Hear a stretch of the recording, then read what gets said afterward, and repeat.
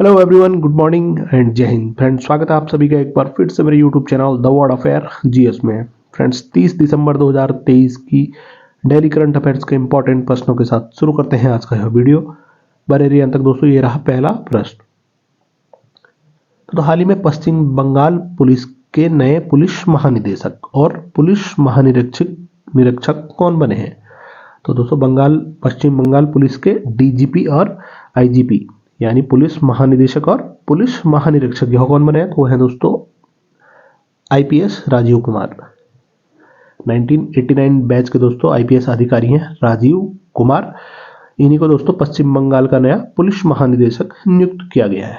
बता दें, यह मनोज मालवीय का स्थान यह लेंगे।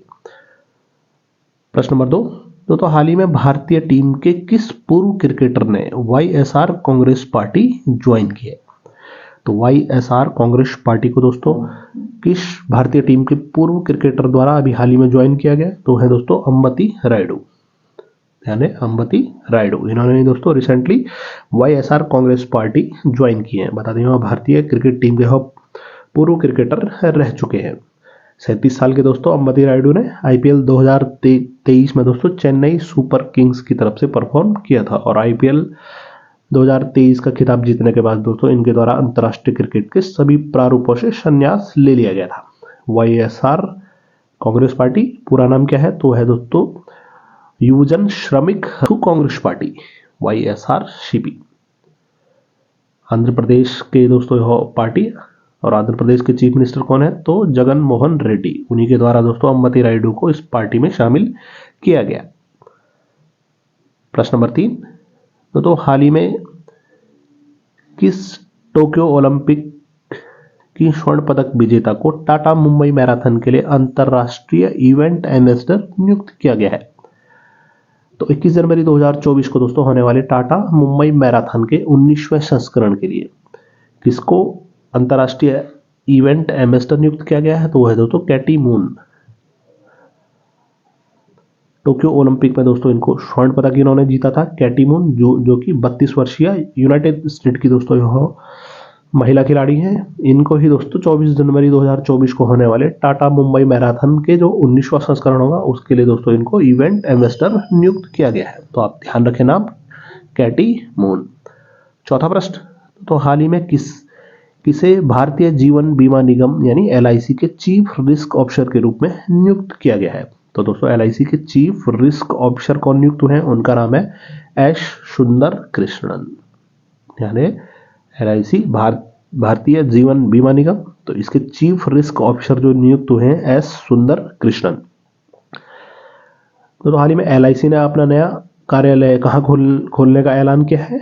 तो अपना दोस्तों नया कार्यालय एलआईसी द्वारा खोला जाएगा गिफ्ट सिटी में। पांचवा प्रश्न। तो हाल ही में किसे सीएनएन बिजनेस का सीईओ ऑफ द ईयर चुना गया? तो सीएनएन बिजनेस का सीईओ ऑफ द ईयर जो चुने गए दोस्तों है माइक्रोसॉफ्ट के सीईओ सत्य नाडेला। बता दें, माइक्रोसॉफ्ट के जो वर्तमान समय में सीईओ है सत्य नाडेला, इनको ही दोस्तों CNN business CEO of the year पुरस्कार के लिए हाल ही में चुना गया। बता दें दोस्तों, एआई यानी आर्टिफिशियल इंटेलिजेंस को लेकर दोस्तों माइक्रोसॉफ्ट की योजनाओं की वजह से ही सत्य नाडेला को सीईओ ऑफ द ईयर चुना गया। माइक्रोसॉफ्ट की स्थापना कब होती है? तो 1975 को। कहां पर इसका हेडक्वार्टर? तो वॉशिंगटन, यूनाइटेड स्टेट में। फाउंडर कौन थे दोस्तों माइक्रोसॉफ्ट के? तो वो थे दोस्तों बिल गेट्स और पॉल एलन। छठवां प्रश्न। तो हाल ही में अमेरिका ने लाल सागर को सुरक्षित करने के लिए कौन सा बहुराष्ट्रीय नौसेना बल ऑपरेशन शुरू किया है? तो दोस्तों अमेरिका द्वारा लाल सागर को सुरक्षित करने के लिए कौन सा बहुराष्ट्रीय नौसेना बल ऑपरेशन वहां पर चलाया गया या ऑपरेशन शुरू करेगा? तो वो है दोस्तों ऑपरेशन प्रॉस्पेरिटी गार्जियन, यानी OPG, operation prosperity guardian. America द्वारा दोस्तों लाल सागर में यह बहुराष्ट्रीय नौसैनिक अभ्यास यह शुरू किया जाएगा। तो ऑपरेशन का नाम रखें, एक्सरसाइज का नाम याद रखें, ऑपरेशन प्रॉस्पेरिटी गार्जियन। प्रश्न नंबर 7। तो हाल ही में किस आईएएस अधिकारी को बिहार राज्य के मुख्य सूचना आयुक्त के रूप में नियुक्त किया गया है? तो बिहार राज्य के मुख्य सूचना आयुक्त जो नियुक्त हुए हैं दोस्तों वह है त्रिपुरारी शरण। ध्यान है त्रिपुरारी शरण, यह दोस्तों हाल ही में बिहार राज्य के मुख्य सूचना आयुक्त यह नियुक्त हुए हैं। रिसेंटली दोस्तों गंगा नदी पर 6 लेन पुल जिसकी लंबाई 4.56 किलोमीटर होगी, यह कहां पर बनाया जाएगा? तो यह भी बिहार राज्य में यह बनाया जाएगा। वहीं जातिगत जनगणना के आंकड़े जारी करने वाला देश का पहला राज्य कौन बना? तो वह बना है दोस्तों बिहार राज्य। प्रश्न नंबर 8, दोस्तों कतर में कथित जासूसी के आरोप में मौत की सजा पाने वाले 8 भारतीयों की मौत की सजा पर रोक लगा दी गई है। वह किस बल के पूर्व अधिकारी थे? तो दोस्तों भारतीय नौसेना, पूर्व भारतीय नौसेना अधिकारी थे दोस्तों। 8 के 8 अधिकारियों को दोस्तों कतर में कथित जासूसी के रूप में दोस्तों मौत की सजा इनको वहां पर सुनाई गई थी। हाल में ही दोस्तों 8 भारतीयों की मौत की सजा पर वहां पर रोक लगा दी गई है। तो दोस्तों इन 8 के 8 अधिकारियों का संबंध इंडियन नेवी से था। रिसेंटली दोस्तों विशाखापट्टनम श्रेणी की तीसरी स्वदेशी रूप से डिजाइन विध्वंसक युद्धपोत का क्या नाम है? जिसको दोस्तों 26 दिसंबर को मुंबई में भारतीय नौसेना में शामिल किया गया। तो वो था दोस्तों INS इम्फाल, यानी INS इम्फाल। साथ ही साथ दोस्तों भारतीय नौसेना ने किस क्षेत्र में घुसपैठ को रोकने के लिए युद्धपोतों को तैनात करेगी? तो वह है दोस्तों अदन की खाड़ी में। प्रश्न नंबर 9,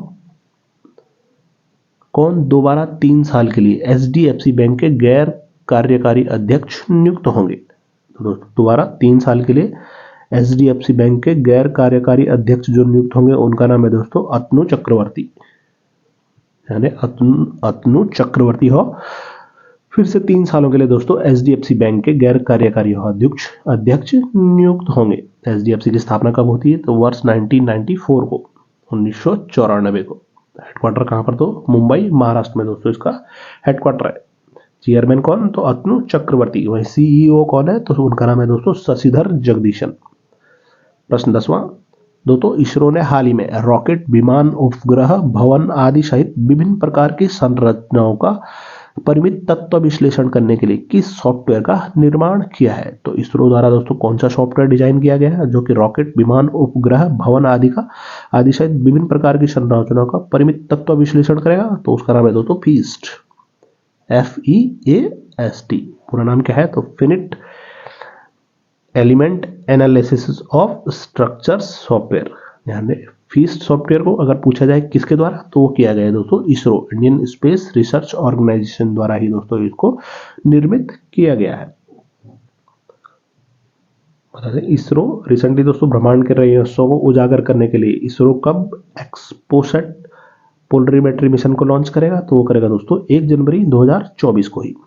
अपना चंद्रयान पोर्टल किसके द्वारा लॉन्च किया गया? तो ध्यान रहे सिक्षा मंत्रालय के तहत NCERT द्वारा दोस्तों अपना चंद्रयान पोर्टल लॉन्च किया गया। 11वां प्रश्न, प्रधानमंत्री 30 दिसंबर को पुश पुल तकनीक पर आधारित पहली अमृत भारत ट्रेन को कहां से हरी झंडी दिखाएंगे? तो दोस्तों अमृत भारत ट्रेन जो कि किस तकनीकी पर आधारित है? तो ध्यान रहे पुश पुल तकनीक। तो भारत के प्रधानमंत्री द्वारा दोस्तों 30 दिसंबर को पुश पुल तकनीक पर आधारित पहली अमृत भारत ट्रेन को कहां से हरी झंडी दिखाई जाएगी? तो ध्यान रहे अयोध्या से और बिहार के दरभंगा तक, यानी अयोध्या से और बिहार के दरभंगा तक दोस्तों पहली पुश पुल तकनीक वाली अमृत भारत ट्रेन इसको हरी झंडी भारत के प्रधानमंत्री श्री नरेंद्र मोदी 30 दिसंबर को दिखाएंगे। दूसरी ट्रेन कब, कहां? तो बेंगलुरु से और दोस्तों मालदा के बीच यह चलेगी। 12वां प्रश्न, तो बैंक ऑफ बड़ौदा ने किसमें अपनी पूरी 100% हिस्सेदारी बेचने के इरादे का खुलासा किया है? तो बैंक ऑफ बड़ौदा यह अपनी पूरी हिस्सेदारी 100% हिस्सेदारी किसमें बेचेगी? तो है दोस्तों बैंक ऑफ बड़ौदा न्यूजीलैंड, यानी बैंक ऑफ बड़ौदा की न्यूजीलैंड शाखा में। 13वां प्रश्न, दोस्तों जायरोकॉप्टर एडवेंचर शुरू करने वाला देश का पहला राज्य कौन बना है? तो वह बना है दोस्तों भारत का उत्तराखंड राज्य, यानी जायरोकॉप्टर एडवेंचर शुरू करने वाला देश का पहला राज्य उत्तराखंड राज्य यह बना है। जायरोकॉप्टर एडवेंचर यानी एयर सफारी शुरू करने वाला उत्तराखंड पहला राज्य, जिसका सफल ट्रायल कहां पर आयोजित किया गया? तो बता दें उत्तराखंड के हरिद्वार में दोस्तों रिसेंटली इसका सफल ट्रायल वहां पर आयोजित किया गया। उत्तराखंड की बात की जाए तो संयुक्त सैन्य अभ्यास सूर्य किरण का 17वां संस्करण यह कहां पर? तो पिथौरागढ़ उत्तराखंड में दोस्तों आयोजित किया गया। 10 दिवसीय उत्तराखंड महोत्सव यह लखनऊ उत्तर प्रदेश में। वहीं उत्तराखंड के मुख्यमंत्री श्री पुष्कर धामी द्वारा दोस्तों रोजगार प्रयाग पोर्टल को लॉन्च किया गया। उत्तराखंड में दोस्तों 6वीं विश्व आपदा प्रबंधन सम्मेलन के जो ब्रांड एम्बेसडर थे वो कौन थे? तो अमिताभ बच्चन। वहीं हरेला पर्व कहां पर मनाया जाता है? तो उत्तराखंड राज्य में। प्रश्न 14, तो उत्तर प्रदेश के किस जिले में मुख्यमंत्री योगी आदित्यनाथ ने प्रदेश के पहले फ्लोटिंग रेस्तरां का उद्घाटन किया है? तो फ्लोटिंग रेस्टोरेंट यह कहां पर? तो प्रयागराज। बता दें उत्तर प्रदेश के पहले फ्लोटिंग रेस्तरां का उद्घाटन तो उत्तर प्रदेश के ही मुख्यमंत्री योगी आदित्यनाथ द्वारा प्रयागराज में यह किया गया। तो उत्तर प्रदेश पुलिस अपना व्हाट्सएप चैनल शुरू किया है। उत्तर प्रदेश पुलिस ने ही अपना व्हाट्सएप चैनल हाल ही में शुरू किया है। उत्तर प्रदेश सरकार ने दोस्तों 57 साइबर अपराध पुलिस स्टेशन खोलने की मंजूरी दी है। उत्तर प्रदेश ने दोस्तों स्वच्छ ऊर्जा को बढ़ावा देने के लिए हरित हाइड्रोजन नीति लागू करेगा। और हाल ही में दोस्तों किस राज्य में इंट्रा डिस्ट्रिक्ट हेलीकॉप्टर सेवा? तो वह भी दोस्तों उत्तर प्रदेश में हाल ही में शुरू हुई है। 15वां प्रश्न, तो किस राज्य सरकार द्वारा प्रजा पालन कार्यक्रम शुरू किया गया? तो प्रजा पालन कार्यक्रम यह तेलंगाना राज्य। तेलंगाना के उप मुख्यमंत्री भट्टी विक्रमार्क मल्लू ने दोस्तों हाल ही में इब्राहिमपट्टनम से सरकार के प्रजा पालन कार्यक्रम का दोस्तों उद्घाटन वहां पर किया है। यानी तेलंगाना सरकार द्वारा ही प्रजा पालन कार्यक्रम को हाल ही में शुरू किया गया। तेलंगाना के दोस्तों नव निर्वाचित मुख्यमंत्री कौन बने हैं रिसेंटली? तो उनका नाम है रेवंत रेड्डी। प्रश्न नंबर 16, तो किसे 28 दिसंबर को प्रतिष्ठित मैन ऑफ द ईयर 2023 पुरस्कार से सम्मानित किया गया? तो दोस्तों 28 दिसंबर को मैन ऑफ द ईयर 2023 पुरस्कार तो यह किया गया है दोस्तों श्री LP हेमंत के श्रीनिवासलू। LP हेमंत के श्रीनिवासलू जो कि दोस्तों लैटिन अमेरिका और कैरेबियन व्यापार परिषद के नवनियुक्त निदेशक हैं। श्री LP हेमंत के श्रीनिवासलू, इनको ही दोस्तों 28 दिसंबर को मैन ऑफ द ईयर पुरस्कार 2023 से सम्मानित किया गया है। किसके द्वारा दोस्तों उनको यह पुरस्कार दिया गया? तो बताते हैं दोस्तों यह पुरस्कार उनको भारत के ही गृह मंत्री श्री अमित शाह द्वारा दोस्तों दिया गया। प्रश्न नंबर 16, तो ITBP के प्रमुख नियुक्त किसे किया गया है? यानी ITBP Indian Tibet border police के डायरेक्टर जनरल हाल ही में कौन नियुक्त किए गए हैं? तो है दोस्तों IPS राहुल रसगोत्रा। 1989 बैच के मणिपुर काडर के दोस्तों IPS अधिकारी है राहुल रसगोत्रा। इनको ही ITBP का दोस्तों डायरेक्टर जनरल नियुक्त किया गया है। वहीं CISF के प्रमुख कौन बने हैं? तो दोस्तों पहली बार किसी महिला को दोस्तों CISF की कमान दी गई है। तो यानी CISF के डायरेक्टर जनरल जो बने हैं वो दोस्तों IPS नीना सिंह, पहली महिला अधिकारी दोस्तों जो कि CISF की प्रमुख बनी है। तो आप नाम याद रखें IPS नीना सिंह। प्रश्न 18वां, तो हाल ही में OBC आरक्षण के लिए किस केंद्र शासित प्रदेश पंचायती राज अधिनियम 1989 में संशोधन किया गया?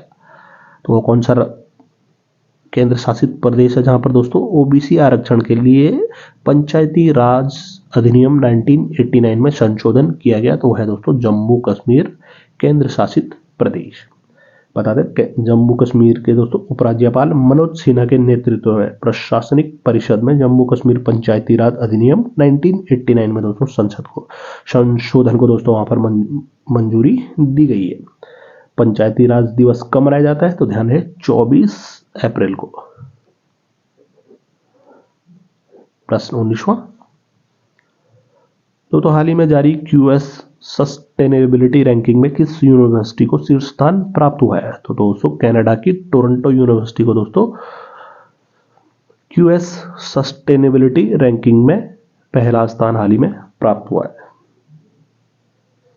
तो बता दें टॉप 200 में भारत की दोस्तों कोई भी यूनिवर्सिटी इसमें शामिल नहीं है। QS सस्टेनेबिलिटी रिपोर्ट में टॉप 200 में भारत का कोई भी विश्वविद्यालय नहीं है।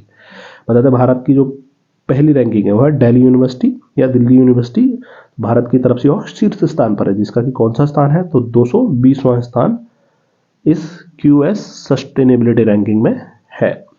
प्रश्न 20 और आज का अंतिम प्रश्न, दोस्तों हाल ही में किस राज्य सरकार ने गिग वर्कर्स के लिए 5 लाख रुपए का दुर्घटना बीमा पेश किया है?